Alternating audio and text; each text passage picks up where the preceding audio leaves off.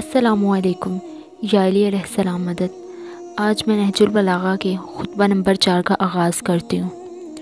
اور ہماری وجہ سے تم نے گمراہی کی تیرگیوں میں ہدایت کی روشنی پائی اور رفعت و بلندی کی چوٹیوں پر قدم رکھا، اور ہمارے سبب سے ہی اندھیری راتوں کو اندھیریوں سے صبح ہدایت کے اجالوں میں آ گئے، اور وہ کان بہرے ہو جائیں گے جو چلانے والے کی چیخ و پکار نہ سنے۔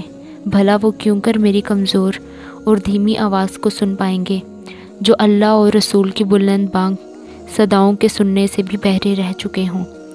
ان دلوں کو سکون و قرار نصیب ہو جن سے خوف خدا کی دھڑکنیں الگ نہیں ہوتی، اور میں تم سے ہمیشہ غرور و بے وفائی ہی کے نتائج کا منتظر رہا، اور فریب خور زدہ لوگوں کے رنگ ڈھنگ کے ساتھ تمہیں بھانپ لیا۔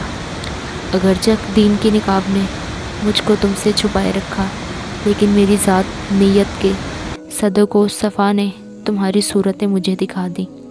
میں بھٹکانے والی راہوں میں تمہارے لیے جادہ حق پر کھڑا تھا، جہاں تم ملتے ملاتے تھے مگر کوئی راہ دکھانے والا نہ تھا۔ تم کنواں کھودتے تھے مگر پانی نہیں نکال سکتے تھے۔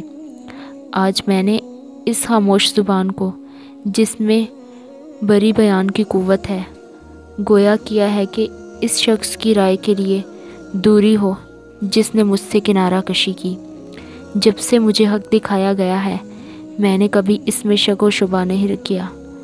حضرت موسیٰ نے اپنی جان کے لیے خوف کا لحاظ کبھی نہیں کیا، بلکہ جاہلوں کے لیے غلبہ اور گمراہی کے تسلط کا ڈر تھا۔ اسی طرح میری اب تک کی خاموشی کو سمجھنا چاہیے۔ آج ہم اور تم حق و باطل کے دوراہے پر کھڑے ہوئے ہیں۔ مجھے پانی کا اطمینان ہے، وہ پیاس نہیں محسوس کرتا، اسی طرح میری موجودگی میں تمہیں میری قدر نہیں۔